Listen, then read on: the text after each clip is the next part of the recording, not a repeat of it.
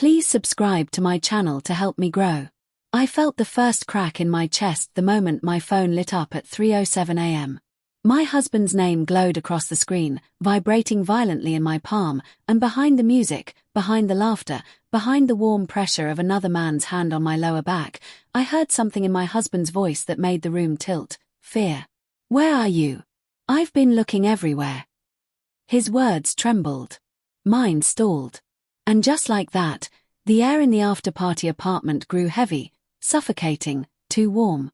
The bass that had pulsed through my ribs for hours now sounded like a heartbeat trapped beneath water.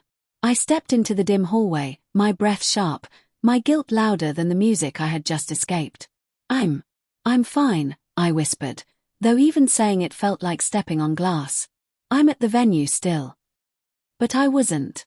I hadn't been for 6 hours. Behind me, I heard soft footsteps approaching. Elias, tall, sunburned cheeks, an effortless smile that had felt harmless when the night started, leaned in the doorway, his eyes soft but undeniably knowing. You okay? He mouthed. I nodded, even though I wasn't. Not even close. My husband exhaled shakily. Please tell me you're safe. I've checked every street. Every bar. I've talked to your friends. No one knows where you are. His voice cracked. Something inside me cracked with it. I'll come home now, I murmured. But he didn't answer right away. I heard him swallow hard, the way he did only when he was terrified or hurting. You weren't with them, were you?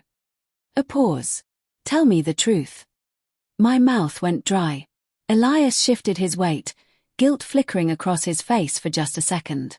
He wasn't the villain. Not really. Not the way stories always try to paint the other man. He had asked twice if I was sure it was okay to stay. I'd told him yes every time. And each yes felt like the softest, slowest slide toward something I pretended wasn't betrayal. It wasn't intentional, I whispered, mostly to myself. But intention doesn't erase reality. When I returned to the apartment, the music spilled out again. Deep, seductive, sticky with the kind of freedom I hadn't tasted in years. I had laughed too easily.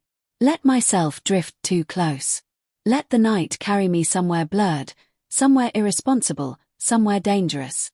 And my husband was out there looking for me. The walk home felt like wading through wet sand. My mind replayed every detail, the way Elias had leaned closer as the night stretched on, the electric brush of his fingers against mine, the moment I didn't pull away fast enough. The moment I didn't want to. When I finally reached our front door, the porch light was still on. A tiny lighthouse for someone who never should have drifted this far.